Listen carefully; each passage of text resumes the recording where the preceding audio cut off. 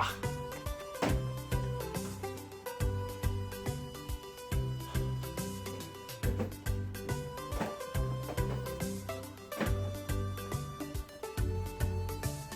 It's way too hot in here for this.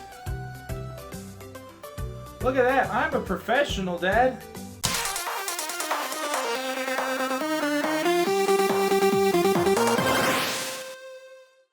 So Mega Man has been in a bit of a limbo state since before the first Legacy Collection came out about 3 years ago.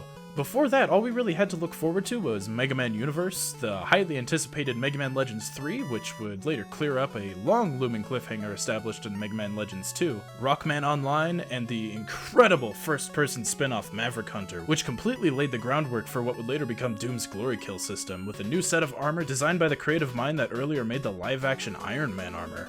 Oh wait, never mind, those games got fucking cancelled! Yeah, the past 8 years have not been kind to the Blue Bomber, and if you're a fan of Mega Man X, I'm so sorry. With the creator of Mega Man, Kenji Inafune, starting these 4 projects just to leave Capcom shortly after to start his own developer studio, Concept, which would later go on to create the record-smashing hit Mighty Number 9, and everyone just, oh, they loved it so much. Capcom felt a bit of resentment towards the Blue Bomber, and rightfully so. It's like if your best friend wrote down a bunch of scripts for a movie he's been working on, tells you to fuck off and says that he's gonna go create his own movies, and yet still expects you to finish the scripts that he gave you. Like, no, I don't want anything to do with these, and I don't want anything to do with you. Meanwhile, the fans of these movies have been waiting behind the scenes, eagerly anticipating the next installment of what they've been waiting for 8 fucking years! So with that said, Mega Man 11 has been a really long time coming, with Mega Man 10 releasing as far back as 2010, and even then 9 and 10 were outsourced to a different studio, Inti Creates, or Inti Creates? It hasn't been since Mega Man 8 that we got a classic Mega Man developed in-house. And do you know when Mega Man 8 was released? 1996! Yes, it has been almost 22 years since the last in-house classic Mega Man game, and to tell you the truth, that's sort of how it's felt to me all this time anyway, because back when Mega Man 9 was revealed back in 2008, I honest to god thought it was an April Fool's joke, because I thought that this 8-bit, no jumping, no charging Mega Man was a huge step back from Mega Man 8. When I was younger, I had a huge grudge against this game, and only because I wanted to see the next step up from Mega Man. Now, I admit that now that I've gotten a chance to replay these games as an adult, I love it. Mega Man 9 is probably one of my favorite classic games. But with the announcement of Mega Man 11, Mega Man is now back to being what he's been built up to be over these past few years. He's charging, he's sliding, and he's come with this new technique that the trailers are calling the double gear system, which lets you slow down time for an easier reaction, supercharge your buster and your special weapons, and wow, that double charge shot sure looks familiar. It really makes you think, doesn't it? However, most fans would have to wait just a little bit longer before they could finally get their hands on the game, not until the demo released on Nintendo Switch, and oh man does it feel good! All of my fears about the gameplay were put to rest. The jumping, the shooting, the sliding, it all felt fantastic, and the double gear system, I admit that it took a bit of getting used to, but I think that it did a great job at making the stage feel super replayable. I played this demo almost once a day until the final release of the game, but now that it's finally here, man, Capcom, I've got a million questions. Will this game be the missing link between the Classic and X franchises? We see Classic Mega Man using techniques that X has been using in his game, so is this supposed to be the system that would later be used to build X? Is X a brand new robot, or is it Classic Mega Man rebuilt? Where's Zero? Well, on October 2nd, the game that I've been eagerly awaiting for well over a decade finally hit my Nintendo Switch. I got the fancy Amiibo edition too, which on top of the vastly superior Amiibo, albeit a little bit less shiny, it also came with some cool stickers, an iron-on patch, and a brand new shimmy cloth. Oh fuck yeah. This is what the Mega Man franchise has been building up to. Well, now that the wait is finally over and Mega Man 11 is finally here, let's see for ourselves if this game is actually worth the 8-year wait. Also, for a first in the channel, I'm going to be issuing a spoiler warning, so if you don't want to be spoiled, go to this time in the video. I don't know what time it's going to be because I'm doing this pre-recording, bitches. Actually, our story begins before we even get to our title screen. We get a flashback to a young and youthful Light and Wily, and they're both trying to pitch their ideas for robots to some sort of senate, I'm guessing? Dr. Light wants the robots to be intelligent and have free will, basically making robots like normal citizens. Meanwhile, Dr. Wily pushes for robots to become more militant, claiming that his double gear system will be able to make robots powerful enough to assure human safety. The Senate decides to go with Dr. Light's promise for intelligent robots, and in a fit of rage, Wily smashes his double gear prototype and swearing that someday, the world will know that he was right all along. Turns out that this is a recurring dream for Wily, and conveniently remembers his double gear research after saying he needs to keep his brain in gear. After starting the game and picking between one of several difficulty options, we open with Dr. Light doing checkups on our 8 robot masters, all built by Dr. Light this time around, which totally hasn't been done before, and also... Oh brother, there's no end to him! Oh my god, Otto, you sound nothing like I expected. But on the plus side, we actually have full voice acting this time around. Now, that's not entirely new for Mega Man, but good voice acting? You must recover all the energy immediately, Mega Man. That's new for Mega Man. Well, Powered Up was okay. All the energy immediately, Mega Man. He stuttered? You must recover all the energy, Mega Man. Dr. Wily busts in with his new double gear system and takes over the 8 robot masters. Dr. Light recognizes the double gear system that Wily is taken advantage of, and Mega Man, busting in and being the brave, selfless hero he is, offers to be integrated with the double gear system. And this is where we're formally introduced to our 8 robot masters. And nicely enough, we actually get a fair amount of lore for each robot masters in the gallery. Like Blockman, who specializes in building walls around construction sites and is fascinated by the pyramids, and Fuseman, who has a cute little pet rabbit apparently, and that's adorable, I love this. And then there's Bounceman, who's basically just a glorified crash test dummy, who later became an athletic instructor who created his own exercise style called Hopsercise, which is like boxing but with trampolines. It is also very popular with middle-aged women. Whoa, what the fuck? And from there, it's our standard run-of-the-mill Mega Man game, story-wise. It's not until we defeat half of the Robot Masters that we get any more story, and even then it's just Dr. Light monologuing to Mega Man about how he wishes that Dr. Wily never went evil. He wants Dr. Wily to be good, and that actually is a bit of a refreshing change. I just wish that they did something with it. After the remaining 4 bosses are defeated, Dr. Light and Otto work together to try to pinpoint where Dr. Wily is hiding, only for Wily to hijack the base himself and expressing his frustration that Dr. Light turned his own prized work against him by installing the double gear system into Mega Man. He then actively invites Mega Man to his gear fortress, and if you haven't been tired of the gear talk up until this point, whew, this is really gonna test your patience.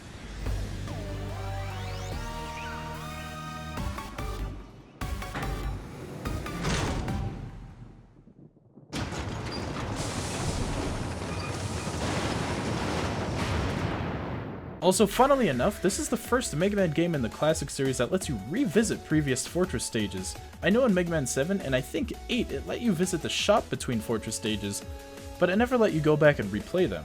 There isn't really much of a reason for this, but the option is nice, so I can't really fault them there. In typical Mega Man fashion, the Gear Fortress uses elements from previous Robot Master stages in a nice blend that feels both fresh and familiar, as well as some new additions to the formula, like these weird gear platforms that push you off or crumble the second you step foot on one, as well as returning ones like the fucking... I hate these! Okay, out of everything that they had to bring back into this game, I did not miss the disappearing blocks.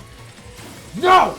Oh no! Actually, the returning Yellow Devil isn't too bad. Unlike the Shadow Devil from X5, this one at least has a consistent pattern. The only thing new here is that it'll occasionally shake things up with the speed gear, but this is a set pattern, and if you know how to avoid it, you won't have too difficult of a time. The second fortress stage is where things start to get interesting. There's these really interesting chaser sequences that have these fun little totem mini-bosses. They'll block your path until you take out the weak spots on its eye and mouth, and later introducing them together with the chaser sequence, it leads to some pretty high-tension moments that are really fun. The boss is also pretty unique too. It'll orbit the stage firing these lasers, and the only way you can really do any damage is by opening up the center by hitting it on its weak spot or with its weakness. By the way, this weapon is fucking fantastic, and I'll talk about it more after spoilers are done. After fighting your way through the obligatory boss rush, you're finally ready to confront Wily, but not before this really suspenseful moment before reaching him. You follow this moving platform just before reaching a death trap, with no other option but to jump down. A few restore items litter the room, and if you're playing on superhero difficulty, you get the Asaishi.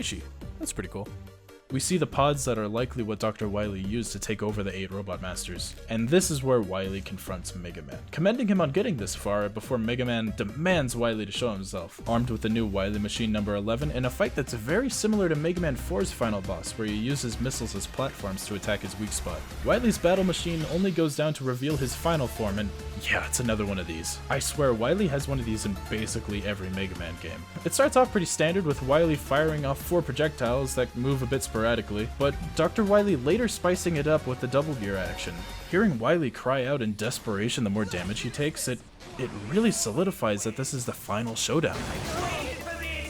Too bad that's not really the case here. After Wily's defeated, he actually takes pride in Mega Man taking him down, claiming that it was his work that let Mega Man get this far, which, assuming you know that Dr. Wily later created Zero, honestly feels like a bit of foreshadowing. Dr. Light somehow shows up in the fortress in an attempt to talk reason into the Mad Doctor. He actually brings up a really good point that Mega Man is the result of both of their combined geniuses. With Wily's double gear and Dr. Light's free will, they both work together to create the perfect robot. Dr. Wily, though, he doesn't really have any of it and promptly makes his escape, with Mega Man taking that extra step to say, Hold it, Wily! Otto shows up in the nick of time and the three of them escape together, ending Mega Man 11's story as Mega Man flies off on Rush, escaping the collapsing fortress. After that, we don't really get much more other than a fun gag of Dr. Light implementing the double gear system into Otto, and that's really it. While I find the ending quite wholesome and I love the story that is presented here, it leaves a lot to be desired. The use of the double gear system, the foreshadowing of Wily's future, and the subtle hints that the double gear system is later used for at least Zero or X, it leaves me with several questions. Like, why isn't this our Mega Man X tie-in game? The intro sequence with Dr. Light trying to push for robot intelligence could have easily segued into the beginning of Mega Man X, where we're warned that X is the first of a new generation of self-thinking robots. I feel like this was such a huge missed opportunity. However, it feels almost deliberate. Combined with the lack of Proto Man and Bass, with Proto Man only being mentioned in the gallery log for Sniper Joes, it makes me feel like they're either opening the game up for sequel bait or at the very least DLC. And if I were a betting man, it's gonna be at the end of Bass's campaign, because it's his campaign in Mega Man the Power Fighters 2 that we start to see the development of Zero. I'm hopeful that we get some new story DLC at the very least, because if I'm being totally honest, the story feels incomplete. They opened up so many new doors and really only closed a handful of them, and really all we can do now is wait.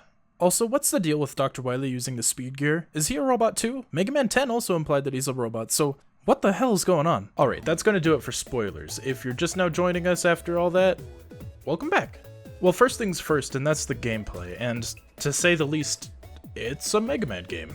I mean, you can't really go wrong with a Mega Man game. It's kind of hard to screw it up. That's one of the few things that Mighty No. 9 got right. However, where Mega Man 11 prevails where Mighty No. 9 didn't is its level design and its special weapons. Every stage holds an identity for itself, from the fun, vertical platforming sections of Blockman stage, the slow-moving beams of Fuseman stage that require you to hold back and plan your route, to the bouncy house from hell in Bounceman stage. Every stage managed to pull my interest in one way or another, and leave it to Acid Man to actually have me enjoy a water level for once. The only levels I didn't really care for were Tundra Man stage, though I admit it's because of the ice physics more than anything. And then there's Torchman stage, which has you running away from an instant kill wall of fire for like half the level. Thanks to the speed gear, I actually don't mind the stage all that much, but I can't help but notice the similarities to Burner Man stage from Mega Man and Bass, aka the worst Robot Master stage from that game. But you know what stage didn't get a chance to shine was the intro stage, which doesn't even exist in this game. Though to be fair, intro stages were always sort of Mega Man X's thing, not classic, so I'll let it slide. But oh man, these bosses! Talk about a diverse cast! Not a single one of these guys is boring to fight. Torchman feels like an updated Magma Dragoon from Mega Man X4, pursuing you and pressuring you with these constant projectiles and rushdowns. To Tundra Man, who merely does his own thing and it's up to you to read his telegraphs. And to top it off, every boss has been fitted with the double gear, giving every boss some sort of pinch mode, kind of similar to Mega Man X8, where once they take enough damage, they go into this desperation mode, I guess? However, saying that every boss benefits from this is a bit of a stretch. If you ask me, Blockman benefits the most from this change, transforming into this giant behemoth that takes up half the screen. He's got a brand new moveset, a health bar, telegraphs. Meanwhile, bosses like Blast Man, Acid Man, and Bounce Man just gain an additional move. Impact Man only turns into a giant crusher and just tries to attack you a few times. Though, speaking of, this is probably one of the most unpredictable bosses of the game. I have no idea why, but even to this day, I've beaten the game like 5 times, and I still struggle with this boss. However, one thing that keeps me from getting frustrated with this boss is his really charming personality, I guess. Actually, all the bosses in this game have some kind of personality core, and though most of them do resort to puns, You're just another brick in the wall! It adds a nice little bit of charm to the game. Though, speaking of Blockman, it's sure apparent that Capcom really wanted to treat this guy as the game's poster boy. From the concept art for his special weapon being the first artwork to be shown for the game back in the second Legacy collection, his head popping up at the end of the announcement livestream, his stage not only being the first stage shown in the game, but also being available to play in the demo, complete with an event called Bust Blockman. And hell, this game automatically highlights his stage right after you boot up the game for the first time. He even has the most significant upgrade from the Double Gear system, so I love him. Thankfully for the bosses that you don't love, using the Power Gear with their weaknesses is a very easy way to get them to shut up. These are probably some of the best special weapons the classic series has seen, with each special weapon having some sort of utility to them. From this game's electric weapon being able to crawl around walls, to easily deal with wall-mounted enemies. The acid barrier, which is this game's shield weapon, which puts a projectile barrier around you and lets you shoot these arcing shots. But juicing it up with the Power Gear lets it do touch damage to enemies, basically rendering every small enemy in the level to basically non-existent. You've got your arcing weapons, your mini screen nuke weapons, your full screen nuke weapons, just a straight up nuke, and your bouncy balls from hell, which kind of act like a shotgun at close range. And that's before you throw the Power Gear into the mix. Have you ever heard the sound of a rubber ball breaking a window? Would you like to? All of these things, the boss fights, the special weapons, the stages, even with Tundra Man's stage on the table, it's kind of difficult to find negative things to say about this game. Except for the checkpoints. This game is really stingy with its checkpoints. The only real reliable checkpoint in every stage is the one right after every level's mini-boss, because every stage in this game has a goddamn mini-boss. Some of them have two, though with the right special weapon paired with the Power Gear, most of these guys go down in a snap, but this in conjunction with Mega Man 11's limited lives, it's a bit frustrating when you die, even with some lives left to spare, and you get sent so far freaking back in the stage. This is one of the reasons I fucking hate Tundra Man's stage! But while Tundra Man's stage may be frustrating to navigate through, at the very least I can say that it's a very aesthetically pleasing stage, and my God, Mega Man has never looked so goddamn good. There's a really healthy blend between 2D and 3D going on here. While the stage itself and the enemies and yourself are 3D models, a lot of the visual flair and background elements are 2D, and it blends together really well. Enemies die in a spectacle of explosions without being too overbearing on the eyes, and bosses animate with really great detail in their death animations. Oh, they look beautiful.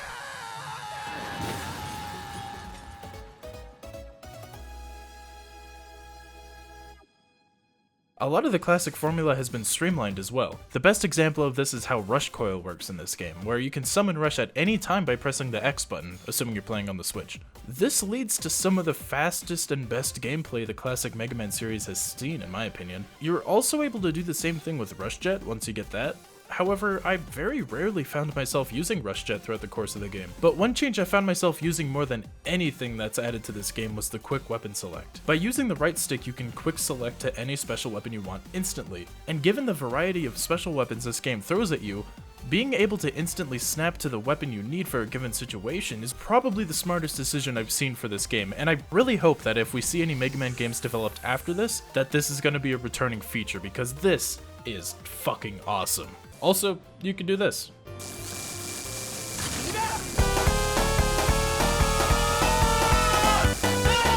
Though technically never required, the Double Gear system does allow the game to add much more punishing level designs to the mix.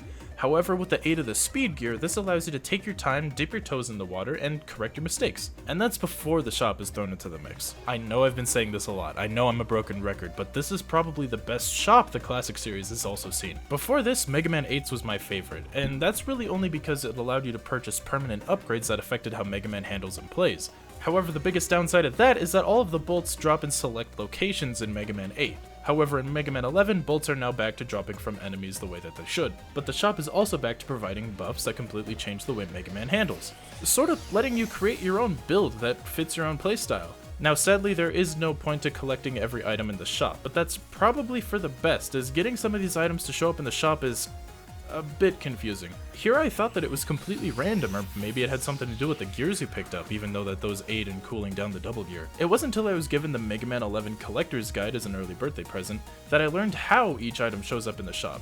They each have some sort of requirement / challenge, I guess. For example, if you want to get the Buster Plus chip, you gotta fire 500 Buster shots. Or if you want the Speed Gear booster, you have to use the Speed Gear up to 50 times, but This upgrade is a must-have, or at least for my own future playthroughs. This chip allows you to move at normal speed while using the speed gear, which makes chaser sequences like this one in Torchman's stage a complete pushover. But say you don't want this power up and you prefer the older method where it slows yourself down as well so that you can fine tune your movements. Well, don't worry, your inner completionist can rejoice, because you can then go into the pause menu and turn any of these off as you wish. This isn't really a spoiler because it has nothing to do with the story, but once you beat the game for the first time, you can go back and you can access something called the Awakener chip, which is basically God mode and giving you infinite ammo, as well as the infinite cooler, which gives you infinite use of the double gear. I was able to learn from this book that one of the items in the shop requires you to run out of ammo over 10 times, but I already had the Awakener chip purchased, which would have kept me from running out of ammo. But thankfully, unlike Mega Man 8, you can disable these chips anytime you want, so you're free to run out of ammo at any point. It's up to you. There is one thing though that I think is kinda stupid, and that's the screw catcher upgrade. This item only appears on Saturdays, which means that if you want to get it as soon as possible, you gotta set your system clock ahead a bit, and I never do that. Though also with the infinite cooler, this is where I found out that you can use the giant charge shot with just the power gear if you wait long enough. Up until now, I thought that you had to use the double gear technique itself, which you can only use when you have 8 health points left. It basically activates both gears at the same time. However, it lets you run at full speed while the speed gear is active, and if you charge your shot for a reasonable amount of time, it fires off this gigantic charge shot. It gives you just enough time to fire off about 2 of these monsters before you gotta cool down. The downside of this is that Mega Man systems overheat so much that you can no longer charge your shots, and you can only have 1 bullet on screen at once. Though if you really want to have some fun, get the infinite cooler and the energy dispenser. This item basically cuts your health down so that you can always use the double gear technique. However, with the infinite cooler, it instantly cools down so you're never thrown into this helpless state. You can use this anytime you fucking want, so have fun with God mode. Okay, what am I missing? Oh, music, right. Man, I gotta say, whoever was in charge of the music with this game, they really knew what they were doing. Now sure, I've heard a lot of people say that there's a bit of an overabundance of EDM electric synths instead of heavy guitars in this game's soundtrack. However, I always felt that heavy metal was sort of Mega Man X's thing. Personally, I feel like the visuals do a great job at complementing the music in this game. It's very consistent, and Mega Man 11's soundtrack, to me, is probably the best classic soundtrack we've had since Mega Man 3. From the calm, relaxing tracks that play during the game's intro,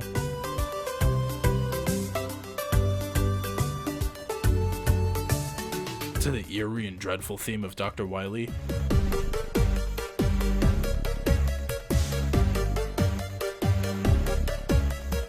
to the hopeful and optimistic theme of Mega Man himself.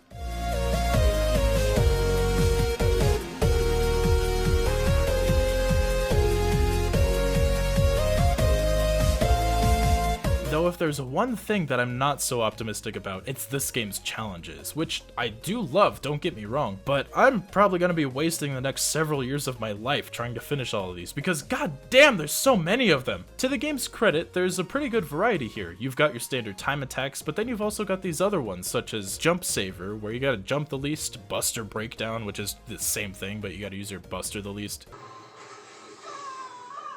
I don't like this mode. And then there's the more offshoot modes like Medallion Hunting and Balloon Rush, where you gotta break all the blue balloons in a stage. You got your Boss Rush, and then there's Dr. Light's Trial, which actually functions a lot like the challenge mode in the Legacy collections, where you basically run all the way through a room and jump into the portal at the end of it. Except this one, oh, it's so fucking hard, man. And as of recording this, I'm still yet to beat this. There's also Superhero Mode, which is this game's hard mode. There's not a lot to say about this other than bosses have new patterns. There's no health or ammo drops, only bolts. You have to basically buy all of your E-tanks and weapons tanks, so have fun with resource managing, I guess. And I think that's really all I have to say about this game. We've entered a bit of a Mega Man renaissance. Mega Man's fucking everywhere again, and I can't be happier with that. But now that Mega Man 11 is finally here, a game that I have been wanting for such a very, very long time, it feels almost bittersweet that now I'm done with it. I'm gonna come back to it, sure, to do some of those bullshit challenges, but in the meantime, I don't know how long it's gonna be until I see another one. And that alone is... Whew, this got depressing. Jokes aside, I can't wait to see where Capcom goes with Mega Man. I hope to God that this isn't a one-off. Even if you have to call it Mega Man 12. I'm getting really tired of calling these games by the numbers. Name it like Mega Man Red Sun. Oh, wait, that's already a thing. Please make another one, or give this game DLC. Either way, I'm fine with it. Even if you have to name it fucking Mega Man 12, I don't care. Just give us another one, please. Or X9. That would be great. I'm a professional, Dad. Hey guys, thanks so much for making it to the end of the video, I really appreciate it. If you've made it this far, then you probably really liked what you just saw, or you left YouTube on and you're still in the bathroom. But either way, if you really liked what you saw, please subscribe and like and all that fun stuff. Share the video if you think other people might like it. I want to try to make it to 1,000 subscribers by April, so let's shoot for that. And what did you think about Mega Man 11? Did you love it, hate it? Was there one thing that you just couldn't get over, or was there one thing that made it perfect for you in every way? Let me know down below. And with that said, I'll see you in the next video, which hopefully won't take another month. Alright guys, see ya.